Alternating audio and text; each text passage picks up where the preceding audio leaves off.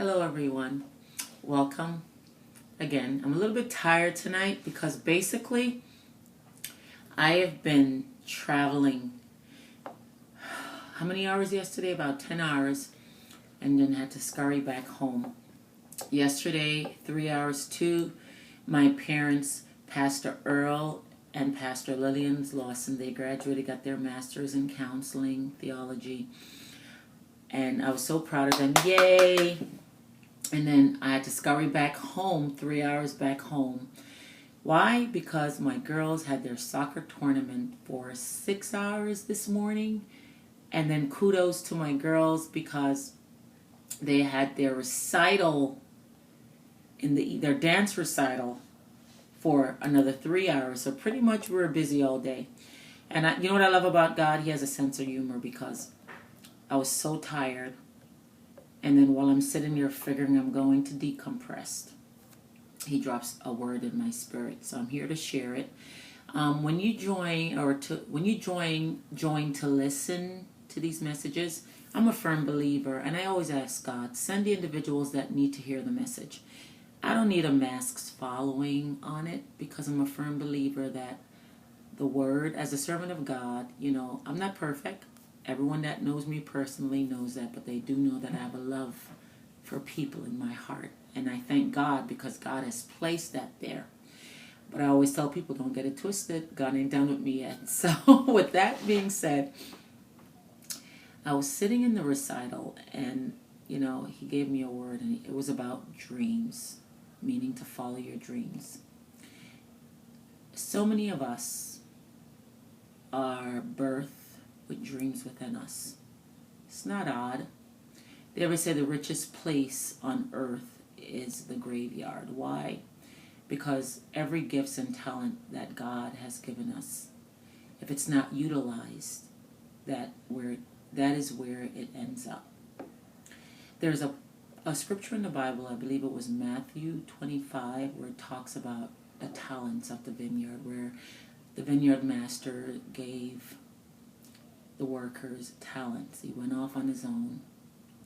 One, he gave 5 talents. Another, he gave 2. Another, he gave 1. So with that, God is saying to you, each of us is given talents. Talents for us to increase. I'm not here to talk about personal wealth. Yes, personal wealth. When you follow your dreams and do what you love, wealth would come. But, we're not here to gather wealth because we can't take it with us. And there's a lot of people out there that are preaching about getting rich, yes, but I've seen a lot of rich people too that are very empty. Some of you may have known or know people currently that has a lot of money, but is very empty, right? Why? Because they haven't yet figured out the true key to happiness. So the message for you today is to look within yourself, find out the talents that God has birthed you with. And I'm going to share the scripture, just a layout of the scripture. So with one individual, he gave 5 talents. The other, he gave 2. The other one, he gave 1. And he went away for a couple of years, came back, and he went to the individuals that he gave the talent. The one that he gave 5 came back and said, Master, I've multiplied the gifts that you've given to me. Here's 5 more. He said, good and well done, that faithful servant. The second one that he gave 2 talents to came back.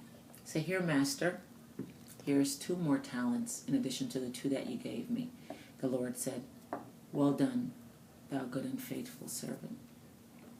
The one that he gave 1 talent to, what did he do with it? Took it and buried it.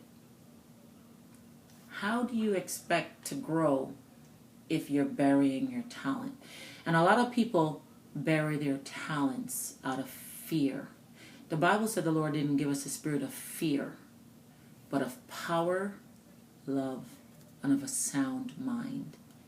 There are so many people that are out there that is so fearful that their very blessings, I should say, lie within that 1 talent.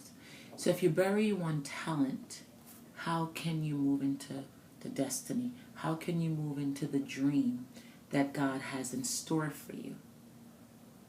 Step out of fear, because fear is not of God. Fear is of the devil. It is his job to compress you, to make you feel locked up, to make you struggle. I want you to look within yourself, no matter how old or young you are. The Bible said, write the vision, make it plain, that he that reads it run with it. So I'm charging you with writing down your dreams and your aspiration. Then once you write it, the Bible said write it, make it plain. Don't make it fancy. Make it very plain. You know, in corporate America we have a saying, when you do stuff, speak to the lay person. The lay person meaning that, so at a pace in which a child can understand you. So write the vision, make it plain, that he that reads it run with it. Because guess what? If you don't write it down, tomorrow's another day. You may forget what God has instructed you to do. You may forget the dreams that you've had. Some of you may have been dreaming for 15 years, 20 years, and feel that it's too late. It's not. As long as you have breath in your body, today is another day to get it right.